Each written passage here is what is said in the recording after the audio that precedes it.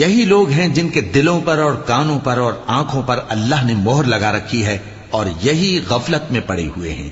کچھ شک نہیں کہ آخرت میں یہی لوگ خسارہ پانے والے ہوں گے۔ پھر جن لوگوں نے ایذائیں اٹھانے کے بعد ترک وطن کیا، پھر جہاد کیا اور ثابت قدم رہے، تمہارا پروردگار ان کو بے شک ان آزمائشوں کے بعد بخشنے والا ہے، رحمت کرنے والا ہے۔ جس دن ہر شخص اپنی طرف سے جھگڑا کرنے آئے گا اور ہر شخص کو اس کے اعمال کا پورا پورا بدلہ دیا جائے گا اور کسی کا نقصان نہیں کیا جائے گا۔ اور اللہ ایک بستی کی مثال بیان فرماتا ہے جو کہ ہر طرح امن چین سے تھی، ہر طرف سے اس کا رزق با فراغت چلا آتا تھا، مگر ان لوگوں نے اللہ کی نعمتوں کی ناشکری کی تو اللہ نے ان کے اعمال کے سبب ان کو بھوک اور خوف کا لباس پہنا کر ناشکری کا مزہ چکھا دیا۔ اور ان کے پاس انہی میں سے ایک پیغمبر آیا تو انہوں نے اس کو جھٹلایا، سو ان کو عذاب نے آ پکڑا اور وہ ظالم تھے۔ پس اللہ